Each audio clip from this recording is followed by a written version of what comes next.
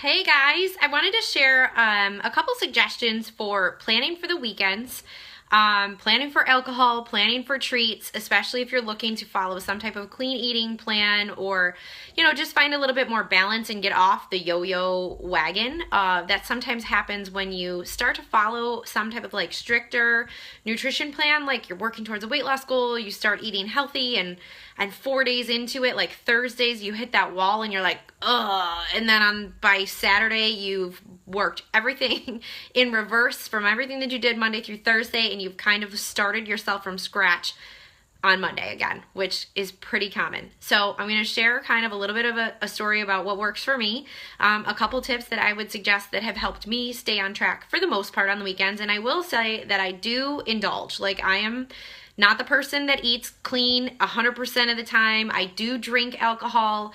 I'm normal. I eat cookies and ice cream and stuff like that, but I've really learned the importance of keeping it in check. And I am the person that if I don't keep it in check, I do that cyclical yo-yo crap, like the falling off the wagon and then starting on Monday. So I have been following the Core de Force Beachbody Fitness program, which also has a meal plan. And it's a 30-day program, and it was a really big challenge for me because we had a couple like significant things happen this month. So we had Super Bowl Sunday, which was so hard. Like, I just wanted to eat everything in sight. Super Bowl is the day where I usually go to my friend's house and just like binge eat all day. Then I had my husband and I's 11th anniversary, and we always, and this is a really good gift idea if you have like somebody you know is getting married or it's their anniversary. So when we got married, I got a gift, and it was a wine rack of 6 bottles of wine. And it was the first year, second year, third year, fifth year, and like the honeymoon, and then it was like, I don't know, something else. So when we ran through those bottles, I gifted my husband the next set of 6. And it was like yearly, and then there was one it's labeled post dip. So it's one that you can enjoy when you stay married, when you don't want to stay married. I think that's important to celebrate.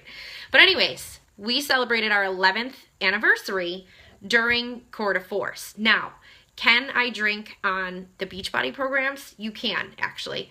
But I make really poor choices when I drink sometimes, and I've never actually completed a 30-day clean, no alcohol plan. Because if I was doing the 21-day fix or something like that, you can factor in alcohol. So I've never really tried this. And I was like, I really want to focus on how I'm going to handle this. So we set this bottle aside, and it really reminded me of how I can teach people that alcohol is always going to be there.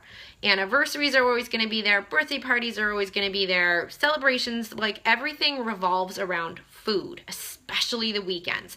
And you have a choice to make, like how important is your goal, and you can decide what you want to do about it. And if you want to find that balance and you want to have a couple cocktails, or you want to have that, if you're on a weight loss goal, you want to have that weekly treat. I don't like to call it a cheat because I feel like that makes it a negative. So I call it a treat. One of my suggestions for surviving the weekends is don't make your treat/cheat day a weekend. Like, make it a Tuesday night, because when you make Friday night your night to indulge, it kind of cyclically turns into, well, Saturday, you know what? I'll just start on Monday. It's like that awful cycle. So that has worked really well for me, is planning to eat off meal plan like Dairy Queen or whatever, not on a weekend. Like, I'll do it on a weekday so that I don't make one meal turn into 3 days of poor choices. Also, what I do is I plan my meals for my family for 7 days of the week. A lot of people, when you see their meal plan posted on, on social media or whatever, it's like a 5-day meal plan, like a Monday through Friday. And it's almost telling you like, hey, you really only have to do this for 5 days. You could do whatever you want on the weekend and completely shit the bed. And it's really not like that. So I think that also helps keep my grocery budget in check, is when I plan for food on the weekends too. Just like I do breakfast, lunch, dinner, I kind of have an idea. And I don't always have, I don't say on Tuesday I'm going to eat meatloaf.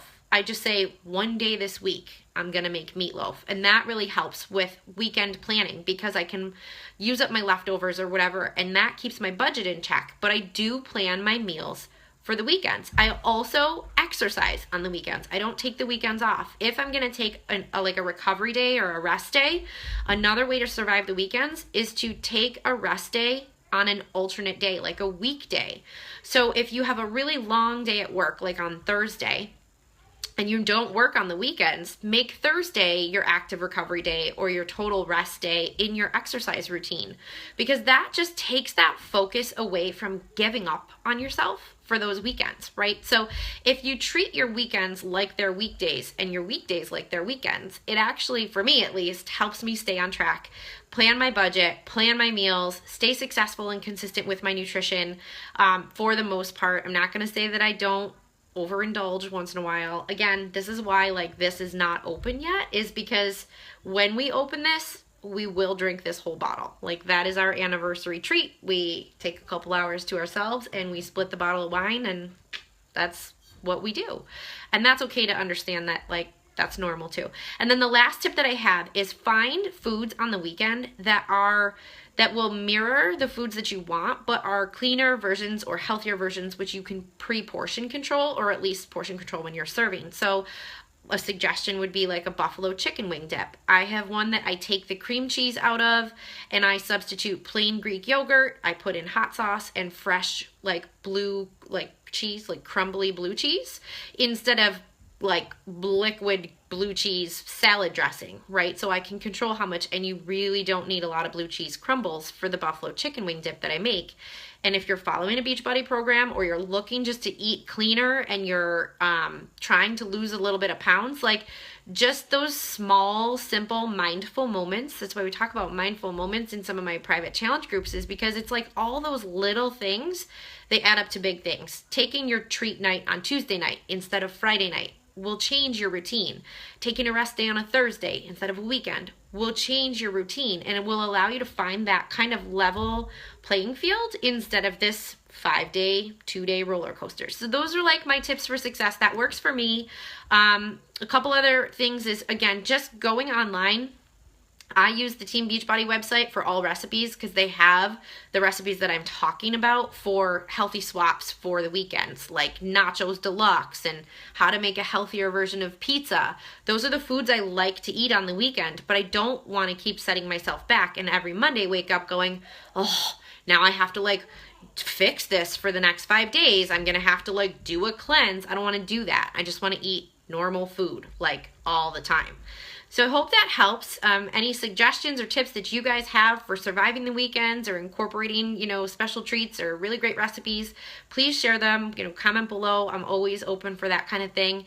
And I hope you guys have an awesome day. I will see you later.